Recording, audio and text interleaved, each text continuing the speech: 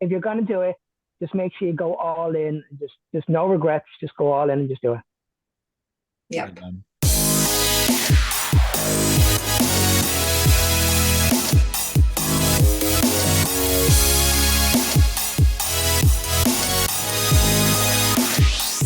Welcome, everybody, to episode 120 of the supersetyourlife.com podcast. Ladies, this one is for you.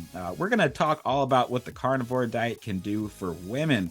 We are blessed to have Coach Mark and Wendy Eddy, all the way from Minnesota, joining us today. Mark is a meat-based online coach like Taylor and me from Dublin, Ireland, who specializes in transforming women's health with the carnivore diet. After connecting in the podcast world, we were shocked at how similar our approach was in terms of nutrition. It was only logical for our first phone call to bounce ideas off of each other and help each other become better at coaching women. Mark's understanding of women's health and their bodies far surpasses mine, so every opportunity that we have to match time zones and learn from each other's experience requires that I come prepared with my notepad, actually clipboard in this case. If you're watching the video on YouTube, then you can see that I'm holding myself accountable, and my journal. So got that sucker right here. Here I am, ready to learn, ready to take notes, so that I can continue to grow and learn as a coach. As of a few weeks ago, Mark committed to beginning prep for his first ever bodybuilding competition just up the road here in Auburn, Washington, November 2023. This will also be Taylor's first show. My amazing wife. She is currently on a ketogenic contest prep too, and you can listen to episode 111. That would be 9 episodes ago on our show to hear her tell you all about that. So the NPC Northwest Championships. This is going to be Mark's first show. This is a huge show. This is the same show that I did this last season. The best experience that I've ever had as a competitor. There's non-tested shows back to back. So whichever category it is that you fit into, there's an option for you there. Highly recommended for first-time competitors and experienced competitors, in my humble opinion. Check out this show if you're in the Washington, U.S. area as a spectator too. Even if you're not an athlete, like, you should just go to this show. It's amazing. There's people of all shapes and sizes there. It's pretty wild. It was at the casino this last year too, so it was a super cool environment. Show info is at ribbicproductions.com/northwest. Put a link to that in the show notes. You can view a vlog of Carly, Jarrett, and myself all competing at both shows. It was pretty wild on our YouTube channel, which is Skullbellz TV. Gonna put a link to that in the show notes as well. Also, and you can follow Coach Taylor's journey this year on Instagram at Taylor Lee Milton. All right. So this man's got his plane tickets purchased, and he's going to hang out here for a week. We're going to shoot all kinds of YouTube videos. So follow Mark's journey on Instagram too at FitnessBeyondTime01. Okay. Also, we are even more blessed today. All kinds of blessings today. Lots of blessings to be joined by Wendy Eddy. I'm sorry about that. From Everett, Minnesota, a wonderful client and friend as of the last 7 months, I think we could say that her life has had a bit of a turn for some tribulation lately. She started crushing it with our online bodybuilding and carnivore lean bulking plan. We were all celebrating and sharing her progress all over social media. And then the last month or two, she's been experiencing some health issues that have been unrelated to her coaching program. So some of what she's going through is kind of hard for me to relate to, and really be as much help as I feel like I should be as a coach. So we decided it was time to reach out to Coach Mark, record the conversation while we're at it. Although she's become a beast in the gym, we've been forced to reprioritize some goals and focus on health, keeping her gains coming quickly as what's wise and reasonable. All right, Mark and Wendy, welcome to the show. Hey, Galt. Thanks, Galt. Thanks very much for that introduction. Absolutely. My pleasure, guys. Mark, sir, can we please begin? Would it be okay with what exactly it is that you specialize in as a coach? Yeah, so what I do is I work with an awful lot of women in health conditions when it comes to their menstrual cycle, PCOS, diabetes, pretty much obesity, hormonal health, birth control, all that kind of stuff. Basically, people that have been underestimated, never been given a chance when it comes to fitness. and we take them on and we see what we can do with them. Awesome. Thank you very much for that, sir.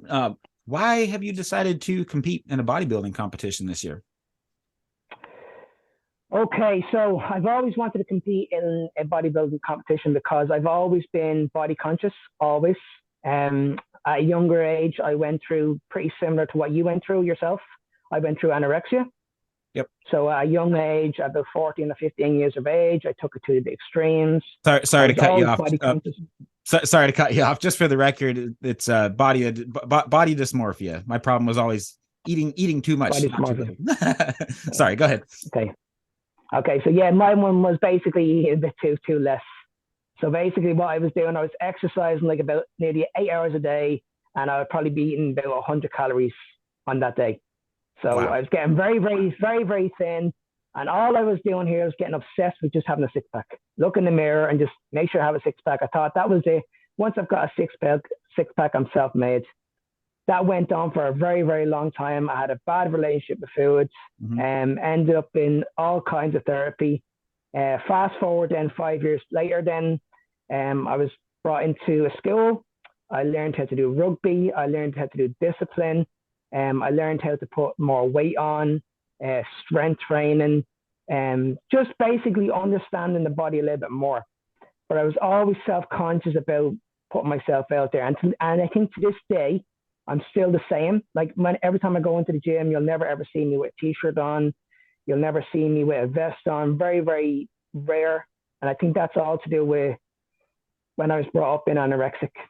And that's why I feel now, if I do this and I do go on stage, I think I'm going to let the demons go. I feel so this is the time. Yeah, I feel like this is, I have to do this. Yeah. So I feel like I have to do this now. Otherwise, I'll never do it, because in my mind, I'm still walking around feeling that I'm still anorexic. Even though I'm healthy, I look good, I'm in good shape.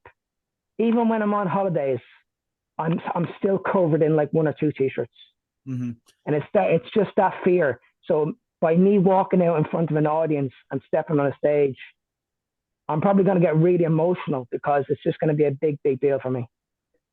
It's not uncommon that people cry before and after their first shows, and it's I was after my last show, I was up just my mom came over to watch and to support me through it, and that was my 12th and last show for quite some time. But yeah, it was probably about an 8-hour conversation afterwards, just telling her about the whole prep and everything. And there's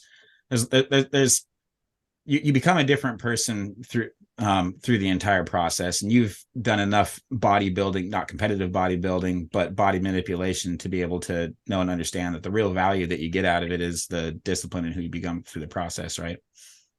Absolutely. Because I'm not an open book at all. Like, I keep everything to myself. Like, if I ever have a problem, I'll very, very rarely speak to anybody about it. I'll try and fix it myself. I've always been like that. So I feel like now, if I'm going to do this, I need to go all in, because I was always fearful about who am I going to take on. Always. I was never, ever going to take on a coach, ever. If I was ever going to do it, I was actually going to do it myself. So it took massive, massive balls for me to say, right, no, enough is enough. This needs to stop. If you're going to do it, you're going to do it right. Yeah. Amen. That's amazing. Thanks so much for sharing that. That's very vulnerable of you too, to get into exactly why it is that you've decided to do a show. You know, it's not an easy thing to talk about: eating disorders, body dysmorphia, and the problem is, all three of us on this show are we're all perfectionists, right? Like, we all demand and expect the absolute best out of ourselves. If it's not the absolute best, it's just not good enough. And it's a wonderful characteristic, but it can really mess with your head when things don't go as planned. Yeah, and I think it's a pressurized industry as well. And I don't want to be like that. Like, I think this will be just the one show I'll do. I'm not chasing anything. I'm not chasing a win. I'm not chasing a pro card. I'm just doing this for me, to say, right, okay, I'm going to let the demons go. I'm going to dig them into the ground, and that's it. I'm done. Amen. I love it, man. That's it. You know what I mean? Because I feel now I'm at a stage now where I'm good at what I do, coaching wise. where I feel like if I'm gonna achieve something and achieve something to the people that I work with, I have to do this for myself. Yeah. I have to. Absolutely. And honestly, when I say to you, it took me about 4 months to come to that decision. I mean, I spoke to Linda about this back in, I'd say around October, November time. And I said I was thinking about doing it. But when I say I thought about it every single day. Like I was up every night. I was saying, like, will I do it? And every time I said to myself, I'm going to go in and do it, there was always something in my mind saying, no, don't do it. You're not ready for it yet. You're not ready for it yet. And I don't know how many coaches I watched online. I must have spoke to at least maybe 25, maybe 40 coaches in the last 4 or 5 months. And it just didn't feel right. It just didn't feel right because everybody wanted to give me like the standard bodybuilding diet, the 6 meals a day. And I've done all that. And it never suited me, never ever suited. I always had like issues with my gut. I didn't feel good. Walking into the gym was like a nightmare. And my lifts were getting weaker. I had inflammation. I had joint pain. So they weren't taking on board my age. They were just taking on board basically take the money off this person and that's it. Yeah. And when I think that. Go ahead. Oh no, sorry. I was just gonna say, thanks for sharing all that. That's because I know a lot of our listeners have those kind of thoughts and they're like, do I have what it takes? Should I pull a trigger? Can I look as good as that person? And what I love about your approach is that you're doing this for other people. It's not about you. It's not about even we've had this conversation multiple times, but ever since that first phone call, I just had a gut feeling. I was like, this is someone that's going places. This is someone that I need to get to know. This is like, this is the guy that is one of the only people in the world that specializes in something so niche like it is what I do, but has yet a totally different angle and totally different experience to be able to share. So, every time that we've been talking, man, it's not just what I learned, it's your freaking attitude that really gets me amped, bro. So I just thanks for that. Yeah, thanks very much, man. And I was gonna say Wendy too, the same thing. I mean, she was kind of touching back to being perfectionist and what we were talking about a few minutes earlier, but started off on a lean bulk and was absolutely just everything was going 100% as planned. And then when we had to stop and shift and kind of reassess and change directions, that provided a bit of a challenge for her too. So anyway, I wanted to just ask Wendy, would it be okay? Would it be a good time now for you to ask Coach Mark a couple of your questions and kind of describe what it is that we've been going through lately? Yeah, that'd be great. Thanks. Okay. Mm-hmm. But yeah, so nice to meet you, Mark, and thank you for being here. It's so exciting to get another person. Yeah. So we chat a little bit, but I guess I'm just kind of wondering too with women I know you specialize over 40, but I'm over 50, almost 60. If there's some better ways to avoid injuries. I mean, I know we talked about the carnivore diet, just getting strong, getting healthy, because I hurt my arm, that really frustrated me, and now having some vertigo issues. So just what is your take on helping women find that right diet? And what do you think are important key components for women over 50 to incorporate for a carnivore diet or any diet? Okay, well, I think the main thing you need to focus on is your protein intake. And I think if you are doing training at the moment, strength training is always a priority. I think as you get older, I think 2 things we need to focus on the most is a protein intake. I think most people, they always lower the protein when they get older. And what they do is they tend to go into the gym and neglect strength training. Whereas I get my girls to always go in and focus on strength, always. And then what we usually do is we focus on eliminating carbohydrates out of the diet slowly. So we never go cold turkey. We never say, right, okay, you're going to be on this diet. Because the minute you say you're on this particular diet, in their mind, they're saying like, oh, I've heard all these stories about this diet, it doesn't work. But if you put them on a particular plan and it actually works, and gradually it brings them to where they want to be, health-wise, strength-wise, physicality-wise, all that kind of good stuff, then we know we're going the right direction. She is leg pressing 230 pounds for 3 reps too, by the way. Wow, that's insane. So she's been doing great in the That's strength insane training. Just had to add that in. Thank you, Cole. Happy days. But then it's just about consistency. Then it is. That's all it is. Just about consistency. Hey everybody, I'm going to stop it right here just for a quick second. We got a really, really big announcement. There's some product giveaways that you're not going to want to miss out on. If you stick around to the end of the episode, you're going to hear those. Taylor's going to share a couple things, and we'll jump right back into the interview. Hey everyone, Coach Taylor Milton here. Welcome to Skullbellz TV, the official YouTube channel of supersetyourlife.com, where you're going to discover a weekly upload of quick and easy to follow workout tutorials featuring Coach Colt, myself, or one of our athletes to keep your workouts fun, practical, and effective. Our family's latest keto carnivore recipes that fuel Colt's competitions and keep myself and our kiddos strong and healthy. Video uploads of the supersetyourlife.com podcast, now over 100 episodes, your weekly dose of entertainment, education, and inspiration to fuel your life inside and beyond the gym, and much more. Last thing before we get into the video, we're asking a big favor from you. This has been working beautifully, so if you would please think of someone you care about that would benefit from this video, go ahead and smash that like button, click the share button, and text this video to them. That would mean the world to us. And while you're at it, make sure you hit the subscribe button so you don't miss more exciting content from Skullbellz TV, because our team has lots of meat and lots of muscle coming your way, and I promise you won't want to miss it. When you hit the subscribe button, you'll see a bell icon pop up. You want to click that too so you're notified every time we release a new video. Thank you so much for the support. It means the world to us. Every like, share, and subscription helps our channel grow and supports our family's hard work. So thank you so much for doing your part too. That's all we ask. God bless you, and please enjoy this video. Right, but I honestly believe though, if you're getting any injuries, it's probably just down to wear and tear as well though in the gym. Yeah, that's what I'm thinking. I'm overdoing it. Yeah, how many days a week are you training? Basically 7, but I take an active recovery. Now I've got 2 active recovery days, right, Colt? Mm-hmm. Yeah. Yep, we're training 5 days a week. Okay, and how many hours are you in the gym for? Sometimes 2. 2 hours, and it's just all strength training. And how many sets are you doing? You want me to run through her workout program real quick, bro? I got it right here in front of me. Let's look it up. Yeah. Okay. So her first exercise is hyperextensions. This is her leg day, obviously. And so she does 4 sets of that, all high reps, and then she does and then she hits the adduction machine for the groin. So that's going to be 4 sets there. And then she does 6 sets of leg press. It's a pyramid set. So she starts at 15 reps, and then her last one is about 3 or 4 reps, as heavy as she can go.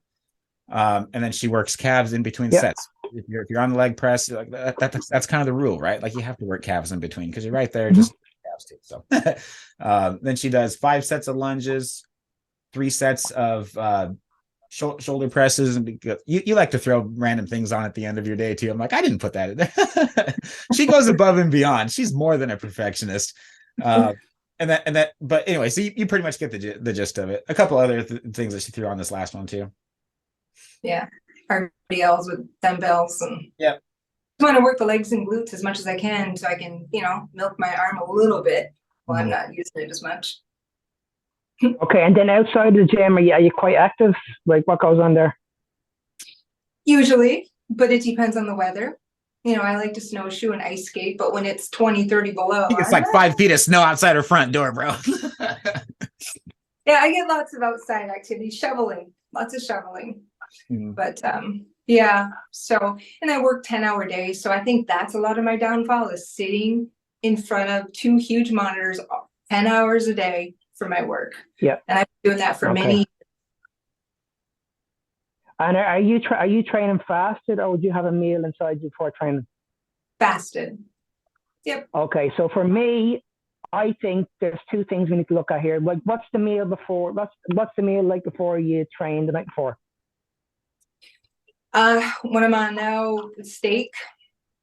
Yeah, steak. 10 ounces, brother. That's about 280 grams of. Yeah, probably a little less than 300 grams of steak, and that's 510 calories, 61 grams of protein, 0 grams of carbs, and 30 grams of fat. Yeah. Okay, perfect. Okay, so Okay, so the one thing I'm thinking here is like when we think about it, like you're doing 7 days a week training, 2 hours a day, 2 hours a day. That's 14 hours training. Now, for me, when we take into consideration your age, I think that's way too much volume. Way too much volume. I'll tell you the reason why. When you look at your cortisol levels, your stress levels, when you raise your cortisol levels up, what's going to happen is everything is going to pretty much stay the way it is. Now, you'll probably get stronger, but what's going to happen is your mindset is going to get weaker. That makes sense. So that's what's happening here. If you're overloading the body with a lot of training, that's going to put an awful lot of effect on your CNS system, first of all. And if your cortisol levels are really, really high, your stress hormone, now you've got to think about this now. If you're going through an awful lot of stress in the gym, and then you're going through an awful lot of stress at work, your body's not getting any rest at all. Now, what I would say is if you could strip it back a little bit and say, right, instead of just doing 7 days a week, I would focus on, say, 3 days a week, but make sure it's an upper body one day, a lower body, and then upper body again. Or you could do 4 days. And then what you need to do there is just still focus on doing primarily compound lifts, but I wouldn't do as much volume. I think what will happen there is your energy levels will start coming back, your hunger levels will go up, because at the end of the day, if you're not increasing your food over time as your weights go up, then you're pretty much going back to the very, very beginning. So if you're getting stronger in the gym, which sounds to me like you are, but if you're always going to have the same problems if your cortisol levels are continue to drop. Now, if your cortisol levels continue to drop, then what's going to happen is that's going to affect your hormones. So your hormones will start slowing down as well. Okay, so that means then because you're eating the healthiest diet now, we know that when it comes to your hormones, we don't need as many carbohydrates in order to function hormones, but your hormones will take an awful lot of an unbelievable bad whack if your cortisol levels are really, really high. Hey, Wendy. Yeah. Sorry if you had a question. I was going to ask you a question. How do you feel about reducing your total working sets per workout by about 25%? I know. I probably shouldn't have been doing all those extra and above. I was just, in the gym, I'm just feeling it. And I just wanted results like yesterday. Yeah. So sometimes the pump is there and you're like, I don't care. I'm just good. I feel like doing this now. Great. Let's go hit that machine. Oh yeah. So that's what I've always done my whole life. So yeah, we definitely should try it.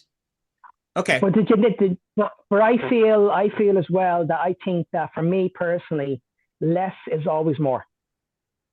Yeah. So what I mean, let's say I had you on a particular exercise, let's say the leg press. Let's say if you're doing, say, 4 sets, do we need to take all those 4 sets to complete failure? I'm sorry. Are you asking me, or is it both of you? What do you think? Do we need to take them to failure? So you're in a leg. Yes. Yeah. So okay. If you're in a leg press machine and you're going in and you're saying, right, I'm going to do like 4 sets. Are you going to take every one of those exercises to absolute max failure with the same weight? Or if you're going to be using progressive overload, are you going to be going to extreme failure on each set? Generally speaking, it definitely depends on the person and what their goals are and what their what their current strategy is with all the other context there. So like for me, for example, my workouts and yours too, brother, are very short and yes, so you and I are pushing for failure on those 25 working sets, because that's like 25 to 30 is kind of all we have. Wendy is on a bit more working sets, and she likes to be in the gym a little bit longer typically, and so they are not to the same level of intensity, especially on the heavy ones. Would that be something? And what do you think about?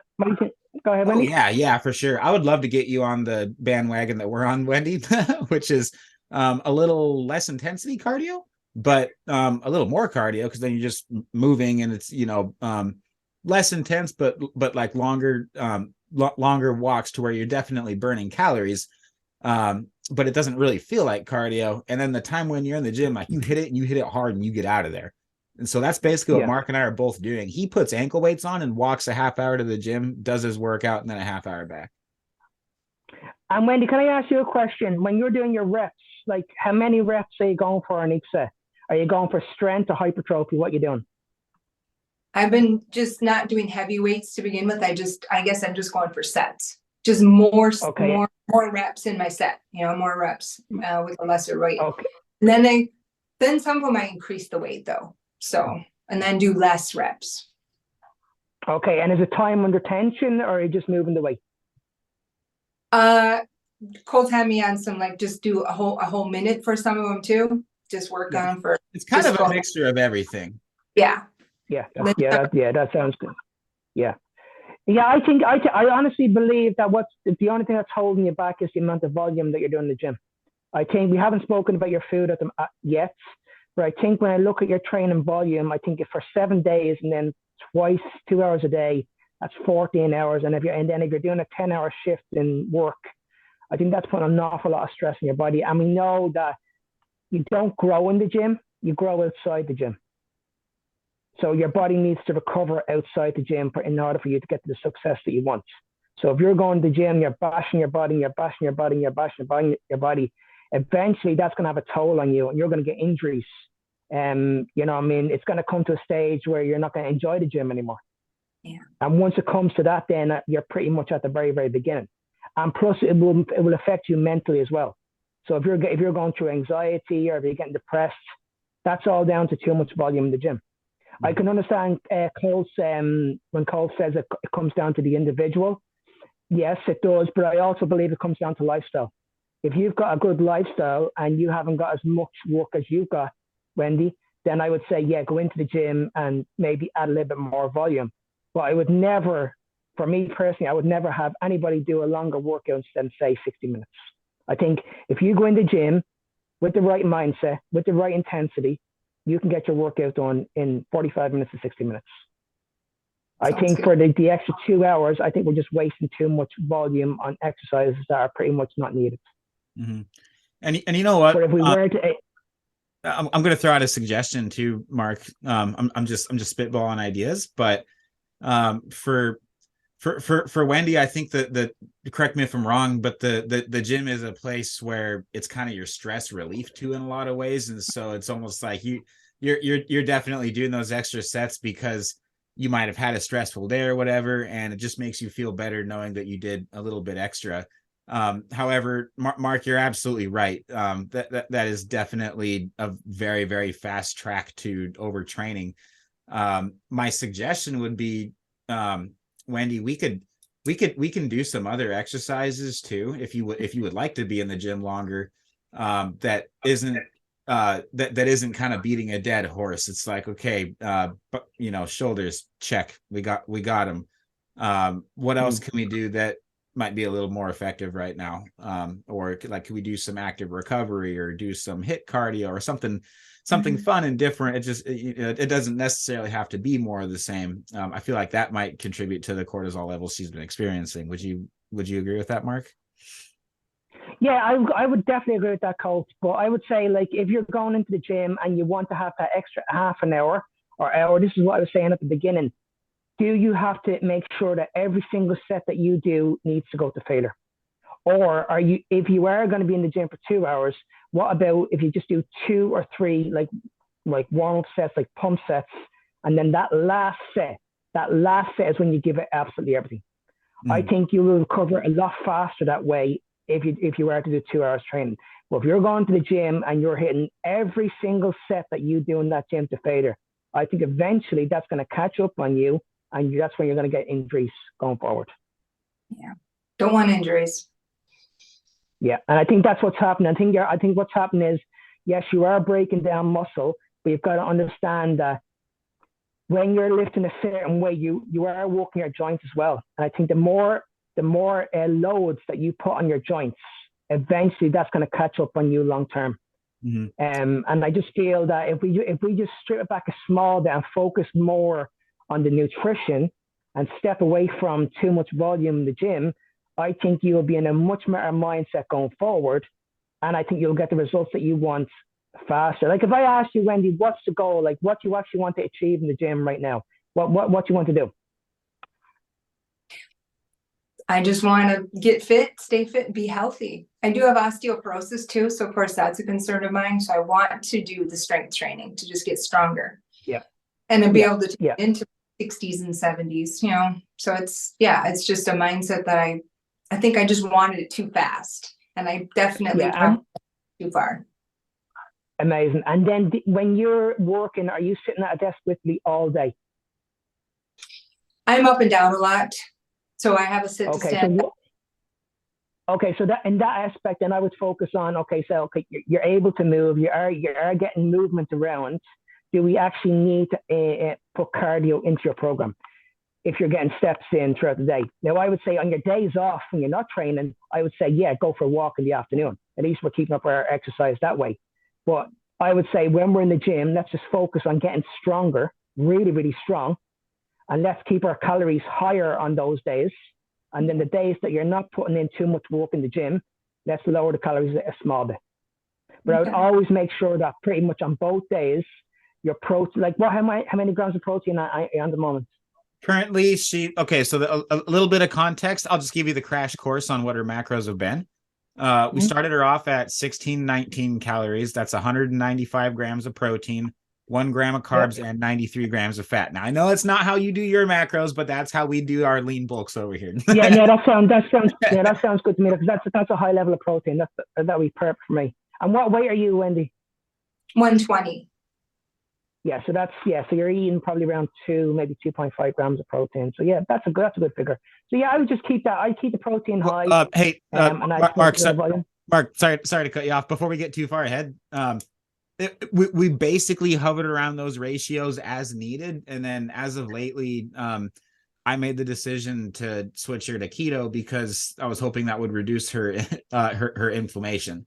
So we started her. So we switched her to keto macros on December 12th of 2022. So that's been about 2 months ago. And since then she's been rocking and rolling on 1615 calories, 125 grams of protein, 20 grams of carbs, and 115 grams of fat. So she's getting 64% of her calories from fat right now. Yeah, that's a good ball figure there. Yeah. Okay. Sorry to cut you off. No, you're fine. Yeah. So that lean protein is that super high amount of protein is wonderful for lean bulking, but it does kind of hurt your quality of sleep, and can cause some you just wake up feeling bloated. But in my experience, it's definitely put on muscle faster than keto. So that's why we started her off that direction. And then when this stuff started happening around the 1st of December is when we decided to make that swap. Yeah, good. Yeah. No, I think the only argument I would say there is with the protein, the most important thing is we're using it for growth and repair. So if we are having like slight injuries in like certain areas, I just think that's just down to doing too much. I think if we strip back away from that and keep focus on the macros that we have at the moment, I think the results will be a lot better going forward. I just think it's too much volume that we have in the gym at the moment. Nice. Yeah. And then hey Wendy too, these keto macros too, like they're flexible enough to where if you wanted to make any of these training modifications that we've been talking about, just something and we can talk after we're done recording too. I mean, I know your schedule's free. Mine is too. And so, we can talk more about that, but the ketogenic macros are like, you can basically work out. In my experience, you can work out in the morning, later at night. And if you start your cardio and then you get interrupted and you have to finish it later, it's a lot easier when you're in ketosis. You've probably been experiencing that already. So yeah, and the reason I work out fast in the mornings is because my work schedule is 12:15 p.m. to 10:45 p.m. So that's why I just get up and go to the gym in the morning. I don't know. I know Mark kind of brought up that about asked if I was fasted or not. I mean, I don't know about eating something and going to the gym. I just don't know if I could do that.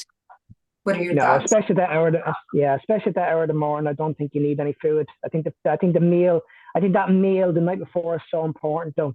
So once we have a good meal in us the night before and we wake up the next day and we're well hydrated, then we're pretty much fine. Yep. Colt's got me on 1 gallon to 1.5 gallons water a day, which in the brutal winter is a little harder, but I drink warm water and I get lots of salt too. So I do get salt. I think the electrolytes are very important. So Wendy and I are both salt nerds. We're salt nerds. we like all the salts. Salt bass and sea salt and freaking ancient salts. I mean, you name it, man. I'm getting there myself. What was that, Wendy? I could make snow salt. Snow salt. I love it. Good stuff.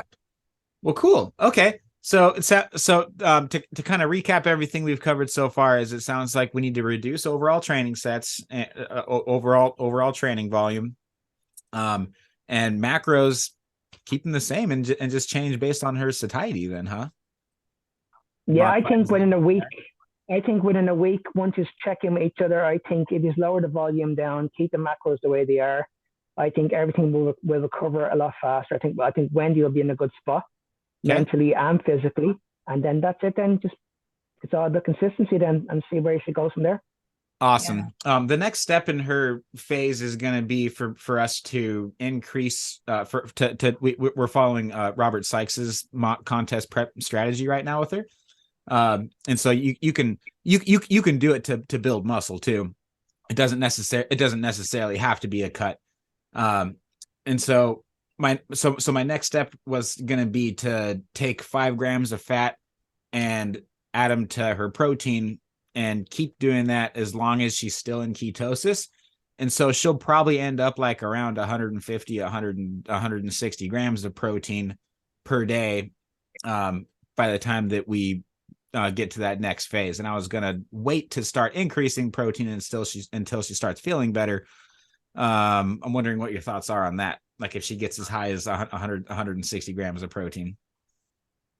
Yeah, but I think that only comes down to one thing, and that's if she's getting stronger in the gym.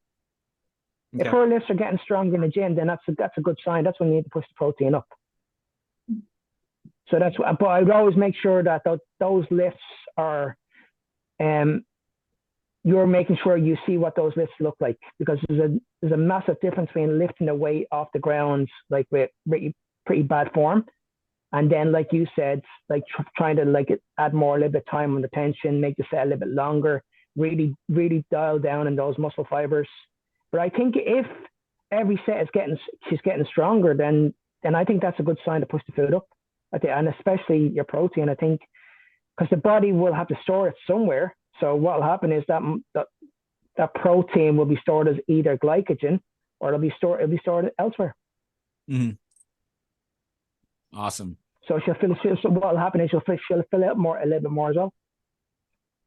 Great. Well, cool. I feel like we have a bit better of a direction to go. Then there's definitely some changes that we need to make, and I think let's just put our heads together and figure out, okay, which one of those 2 or 3 changes do we need to make right away, and just take it and just keep taking it one day at a time. What do you think? I think that's what it is. I think the most important thing is just always listen to the client and see what they want, because at the end of the day, it's their body, and they'll tell you more than what you.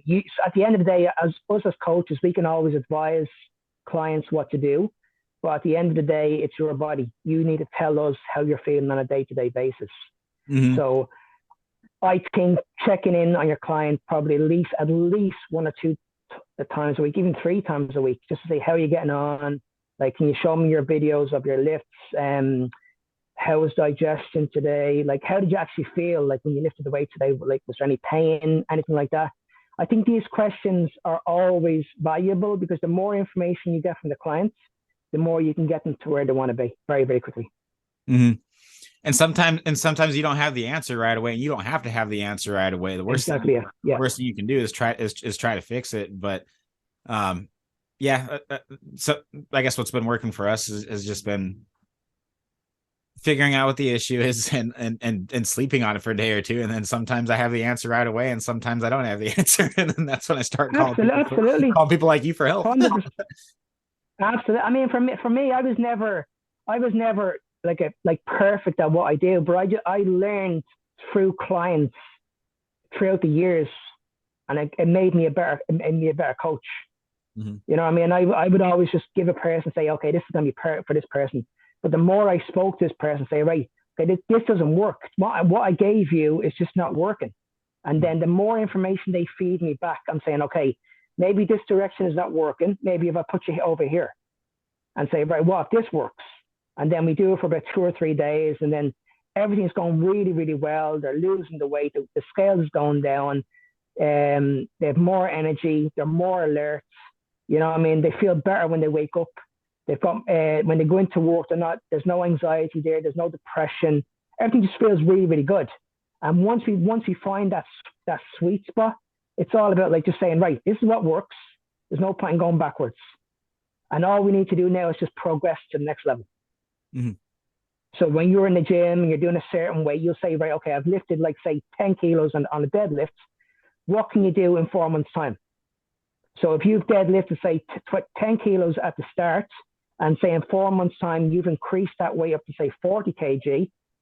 Well, if she has increased that 40 up to that, or if she has increased that weight up to 40 kg, but I haven't increased her calories, she's not going to look any different.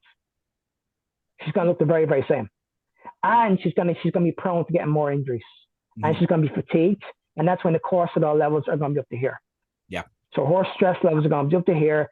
And it's just because the food hasn't catched up on the way, if that makes sense. Mm-hmm.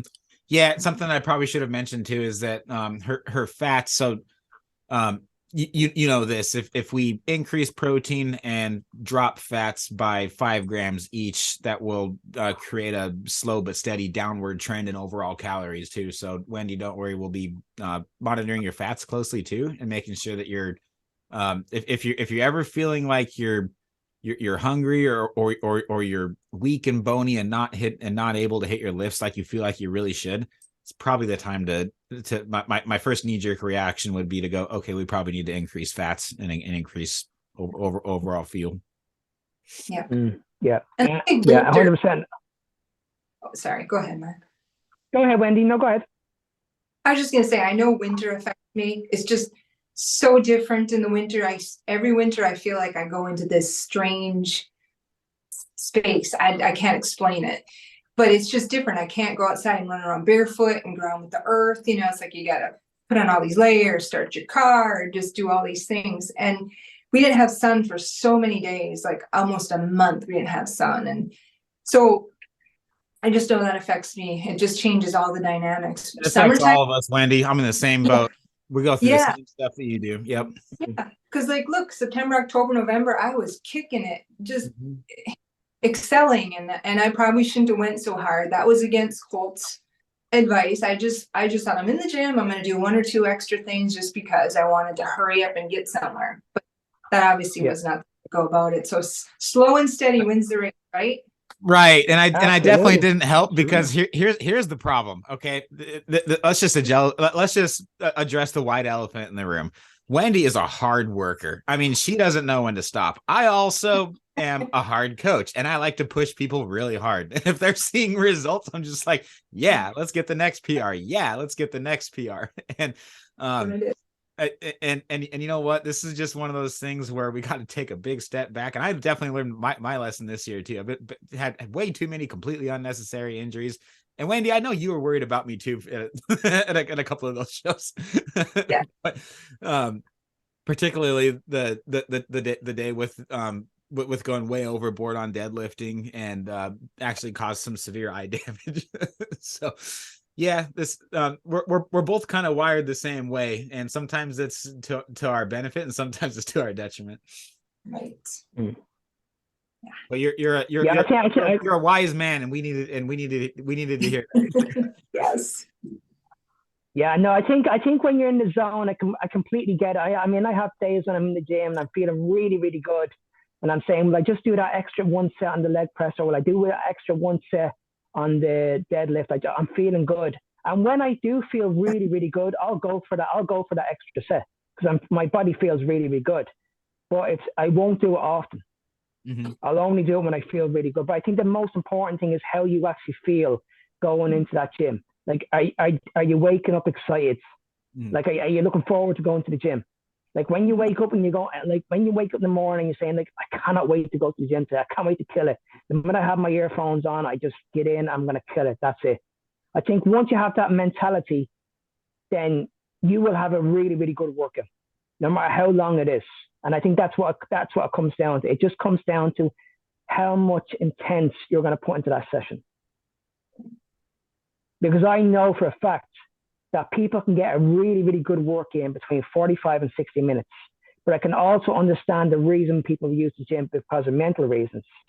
But I also believe that if you were going to use that for the extra half an hour or the extra 45 minutes, I just wouldn't take every single set that you do in the gym to failure. Otherwise, this will put an awful lot of overload on your body, an awful lot of stress in your body, and this will lead to injury then going forward. Yeah, this one in my arm was enough. I don't want any more, and thankfully I haven't gotten any more. Yeah. So could have been worse. Absolutely, yeah. But yourself and Colt will come up with a good plan, and yeah, I'm sure you'll figure it out between the two of you. Yep, I'm gonna fly out there sometime soon, and then maybe we'll be able to work together some more and figure out some things. Then he can see how much I do. He'll say, "Slow down, don't do so much," and I'll tell him, exactly, right? Yeah. That's what I should say. And now it's on recording, so I definitely have to say that. Yes. A year ago, I probably would have been like, okay, let's throw on the tens. Okay, let's throw on a little more weight. Okay, so come on, you can do this. When you have a breakthrough moment, it's just sometimes you just you forget the rules, you forget about safety a little bit, and that's not okay. It's not okay at all. No. Exactly. Yeah. 100%. On that note, can we circle back just real quick to that bicep injury? It was really weird because we were on the phone for what, Wendy, like a half hour trying to figure out exactly what happened, and it happened when you were okay, dude. So she was doing single arm hammer curls. That's like a very low intensity isolation exercise, right? And so, but she. Wendy, can you describe what happened? Well, I don't even really know because I did my right arm first, and I'm using the original Skullbellz cables, the cable ropes, and it was great. Yeah, so I was like, "Oh, Mark, I got to send you yours too." Sorry, bro. Well, I should have had them up here. Talk about that after too. Yeah. Sorry, Wendy. Go ahead. And then maybe I must have just been sitting wrong on the bench or something, and I think I just did the wrong movement and just tweaked it, and then I had to do preacher curls on that. So I was just doing a machine because all I have is a machine. I thought it was that, but now that I think about it, I'm sure it was the hammer curls. I think just because my left arm is my weaker arm, I must have just not been paying attention, and I just did something, and then it just kept getting worse. So thanks, but then I was gonna add to that too, Mark. She had done quite a bit of heavy lifting the weeks prior, and so my kind of thought at this point has just been that, you know what, it was just a lot of pressure and a lot of strain on a lot of joints, and it was just kind of a matter of time before one small thing happened, right? Anyway, yeah. I hope that makes sense. I think that it was probably just a freak injury. That's probably what it was. These things happen in the gym. I mean, you can't be always perfect in the gym. I think it's just a freak injury, or you might have overstretched on the way down on the contraction phase when you're lowering the weight. It could have been anything really. Yeah. I think a bicep injury though, as long as you didn't tear anything, as long as you didn't tear the bicep, you should be fine. But if you're going from a heavy lift and then into something like that's high volume, that can sometimes have an effect on you, because you're going from a really, really heavy lift, and if you're pulling something off the ground, you have to realize that you're putting an awful lot of force on your arms to get that weight off the ground. And when it comes to compound lifts, like your deadlifts and pull-ups and stuff like that, you are using your forearms, you are using your biceps. So when you are doing like your isolation exercises, I would put them pretty much at the end of your workout.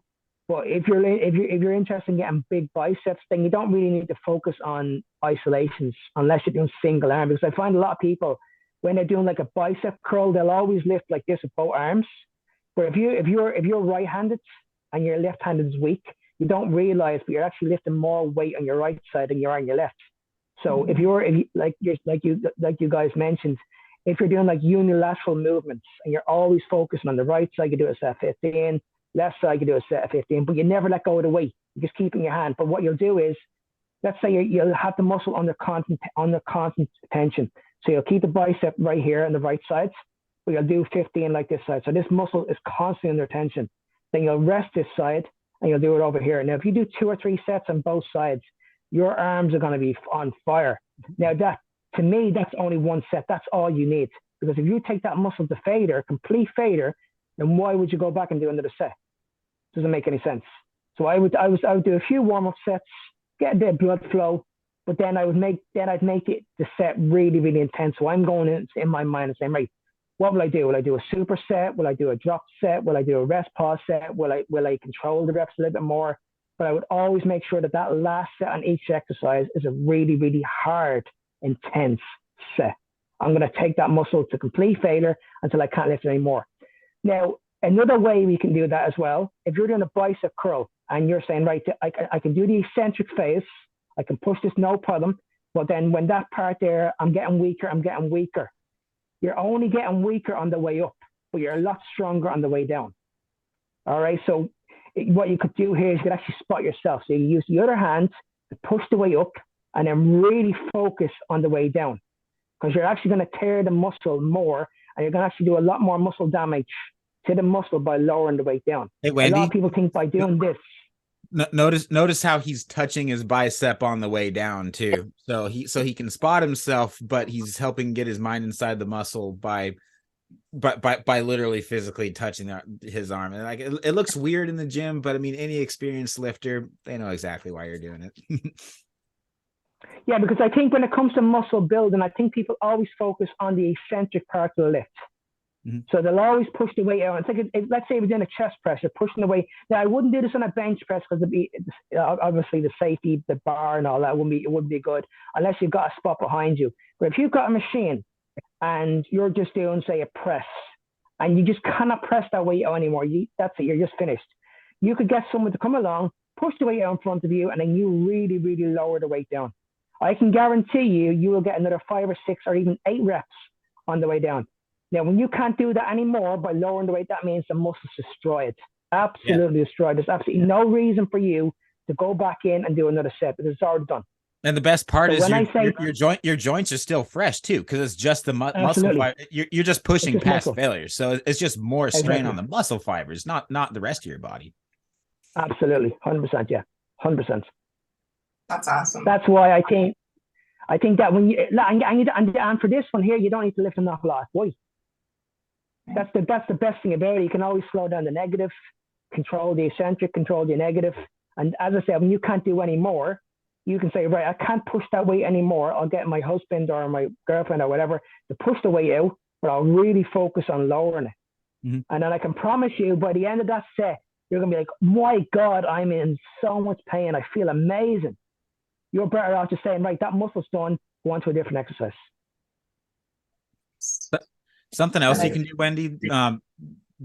Jim, he was kind of my mentor for several years that taught me how to bench, squat, deadlift, and do all the basic strength moves. And something that we would always do to push past failure was on chest days. So we would do a set of bench, and then immediately after hit it, do a set of lightweight flies, and then just bang out a bunch of push-ups. And so if you don't have, someone that you know or really feel comfortable spotting you at that time, there's certainly ways that we can incorporate more pushing past failure, because I've been doing it quite a bit too.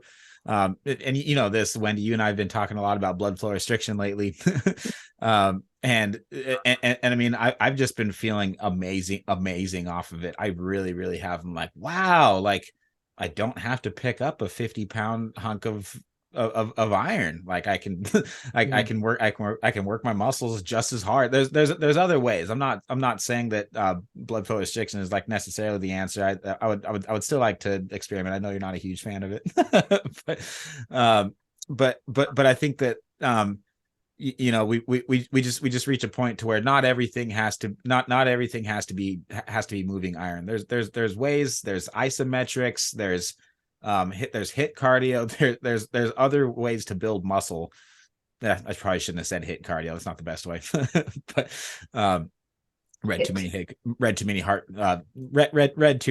cardio books that claim that they put on muscle when it's not the same as strength training by any means. But anyway, no, thanks for that, Mark. That was awesome. that was super helpful. Yeah, just one more point in that as well. I know Colt, you're only a young man, but myself and Wendy, we're a little bit older. Yeah, I feel now when I was your age, I could go into the gym and I could lift heavy weight and I wouldn't have a care in the world. Like when I was in my 20s, when I used to play rugby, I used to go into the gym and bro, those days are behind me too, by the way, just so you know. It's not that far. You're only 30. You're only a few years away. I know, but it's all catching up right now. I'm like, dude, like I know I need to be doing this too. Yeah, you're such an old man, Colt. Turning 31 in a few months, everybody. 31. 31. But that's a good. Yeah, so I was just saying that when I used to go into the gym and back in my rugby days when I used to go into the gym and we used to just focus on like getting stronger, like we used to do reps of like 1 to 5 and it worked and I got really, really big, like really, really big. But back then I would have been like eating a lot of carbohydrates and like processed food and my calorie intake would have been really, really high. So even though I was getting stronger in the gym, there's a reason why I was getting stronger in the gym because my calorie intake was so high, but I didn't feel good. I didn't feel good at all. Whereas now I've stripped things back a little bit now. Now I'm looking after my health. I don't go in now and lift an awful lot of weight. I don't want to destroy my joints. I don't want to destroy my health. I'm going into the gym now and I want to work the muscle. That's it. Like if I walk out of the gym and I got a good pump, I worked every muscle that I wanted to work and I hit it really, really hard, then I know I've left the gym with nothing else in the tank. Right. I think that's what it's all about. The goal is to work the muscle, not to 100% kill it. Absolutely. Yeah. Punish it and make it grow and come back stronger. Absolutely. Yeah. Good stuff. Well, good jam, guys. God, I respect both of your times. Mark, I appreciate you staying up late over there. What time is it for you, man? Going on 10:15 now. Oh man, you're my hero, dude. If anybody expects anything out of me at 9 or 10 o'clock at night, forget it, man. I'm done. I'm out. Yeah, I'm usually in bed by 9:30 because I usually work out at the same like Wendy. I usually get up in the morning to get it done. I like to get my workouts done in the morning. Yeah. Wendy, all of our phone calls have to be like around noon or 1 because that's like the time that I'm finally able to, got the essentials done, my own personal workout, train Taylor or whatever here at the house, and then, put out a temper tantrum or 2 if needed. And then that's kind of when it's like, all right, now we can hop on the phone. And then at that time, Mark's like just going to bed, but we make it work because he's got a big dream and I got a big dream and you got a big dream. We need to do like another round of this sometime. I'm so excited. Can I just I'm sorry. What'd you say, Wendy? You said you're down? I said I'm so excited that you and Mark met too, and I'm honored you're part of this. So thank you. Yeah, it's been great. Oh, you're so sweet. Thanks for that. I can't wait till you fly over here. We're gonna have a heck of a workout. We'll get a few of them in. Eat lots of steak. Yeah, no, I'm looking forward to. It's amazing though. It's absolutely amazing. It's just good to have something to look forward to. What'd be cool is if I know we're still recording. This is probably like a phone conversation, but what'd be cool is if Wendy, if you're gonna fly over here, and Mark, if you're gonna fly over here, if we all were here at the same time, that you could come watch the show, Wendy. I would. Yeah. Yeah. When is that again? It's gonna be in November on the 5th of November this year. That's right. Yep. Because Taylor's. Let's freaking do it. Why not? Yep. Why not? Write it down. It's gonna be huge. I'm writing it down too.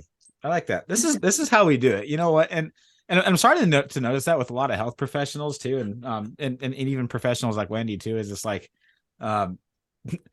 podcasting is great because we can have these kind of conversations, and it's like we get a lot done while it's on recording too. So.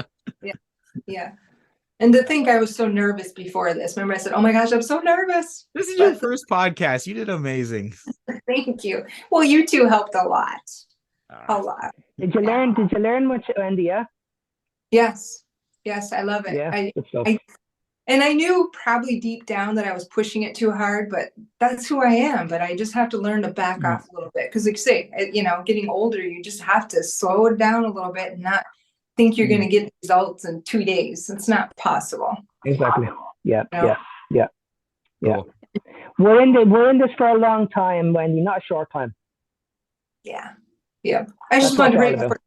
Yeah. Summer's coming though. I mean, come on. You look amazing though. You look amazing. Well, in my nice dress. Thank you. Yeah. Yeah. Yeah. No, I feel like I'm too with Colt and Taylor's guidance. So we're gonna fine tune it some more, right? That's right. Yep. Mark's here too. If you ever need him, he's just a phone call away, and we're all, you know, sometimes we just all need to put our heads together, and this is going to be a huge success, not just for not just for Mark doing his first show, but for you too, Wendy, you know, and I have a feeling that you got a competition in there at some point. Yeah, I'm like Mark. I've always wanted to too, and it just never happened. I just didn't find the right coach, same as Mark. So I can resonate to what Mark was saying in the beginning of the conversation, totally.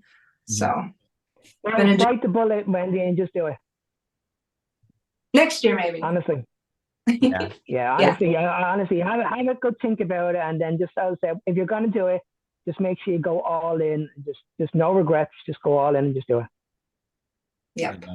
Cool. Yeah. My biggest challenge is prancing around on those high heels. Well, I'm gonna be the same. I'm gonna be walking up on the stage in like a tight panty. So. Yes. It's all a good process, a good experience for all of us. Yeah. I'm excited. That's all of it. Yeah, I'm excited for you and Taylor to be competing at the same place at the same time. That's going to be amazing. That's going to be stellar. I was looking at Taylor's pictures the other day. She looks amazing. Yeah. She's been.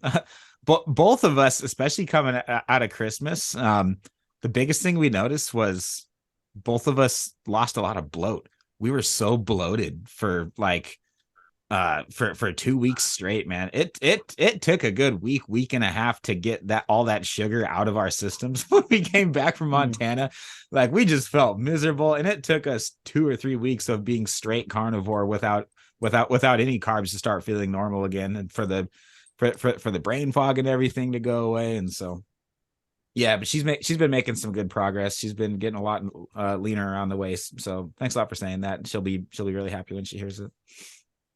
Yeah, she's doing well. I think she'll be. Once she has you, I'm sure she'll do well. Yeah, awesome. Well, let's all connect real soon. And let's just call it there. Thanks everybody so much for listening. This is obviously the first time that we did an episode like this, and so if you'd like to hear more of it, we have a couple other ladies. I'm going to be getting you in touch soon with Susie, Mark, and with Jordan probably, and we'll see, kind of if and when they're ready to have similar conversations. And I think, and from what I'm hearing so far, it looks like they are. So listeners, if there's let us know what you think of this. If you'd like more of Mark and I bouncing ideas off of each other, and if there's someone else that would like to come on the show and get some questions answered, just let me know. Shoot me an email, colt@supersetyourlife.com, Instagram @ColtMilton. I'm gonna put Mark's and Wendy's Instagram handles in the show notes as well. You should definitely follow them. Definitely see what they're up to. Both of them are active on social media. And just thanks everybody so much for listening to this show. It really means a lot. Share with a friend if you found it motivating or inspirational. And every Saturday we're gonna come out with another one. Okay, trying to keep this positivity moving forward and keep education around what we really believe is a future of bodybuilding. Right, guys? Yes. Absolutely. Cool. Well, God bless all of you. Mark, let's touch base right after this, and then Wendy, let's get a phone call. Let's get a phone call in here in the next few minutes too, and make those changes. Yeah, sounds great. All right, cool. Right. Thanks, guys. God bless. See you in a bit, Pelt. See you in a bit. All right. Bye-bye, everybody. Talk to you in a bit. Hey everybody, thanks so much for joining us on this entire episode with Coach Mark and with Wendy Eddy. And this is usually the point where I send everybody off and say, hey, thanks so much. We really appreciate it if you shared it with a friend. So on that note, that is our product giveaway. That is our big announcement, is that for the rest of the month of February and indefinitely, we're going to be giving away something from our website. So for this month, it's going to be Skullbellz t-shirts or metabolic nutrition shirts if we don't happen to have your size in stock. And that's our way of giving back. So to qualify, simply leave an honest review. I say honest because if it's 5 stars, great. I'd love to hear it. If it's 1 star, great. That means that there's something that we could probably improve about our show, make it the best for you that we absolutely can. It could be on any one of the 3 platforms, YouTube, Apple, or Spotify. We check all those weekly, and so those are the 3 search engines that we're kind of focusing on right now for organic growth. This week's most recent review is from Ayana Fuentes from Reno, Nevada. We're going to announce winners starting with episode 120, which is this one. At the end of every single episode, we're just going to kindly ask for your that you would email your shirt size and your shipping address to colt@supersetyourlife.com. so that I can get that and send you a gift as our way of helping to continue, excuse me, as our way of giving back for helping us share the positive vibes. So an example is this week's winner, again, is Pilar. She said, how inspiring. And that was just a comment on YouTube. So that took her 2 seconds to say that. And me being a big words of affirmation, love language guy, it means a lot. It really, really does. So even these 2 short words remind us that we're doing the right thing and that you guys are benefiting from the show. So thank you so much, Pilar. Appreciate you, and gonna get a shirt out to you. So just let me know what your size is, and we'll send that over your direction. So thanks again for everyone that's listening, subscribing, sharing, and blessings to y'all. All right, God bless. Let's go.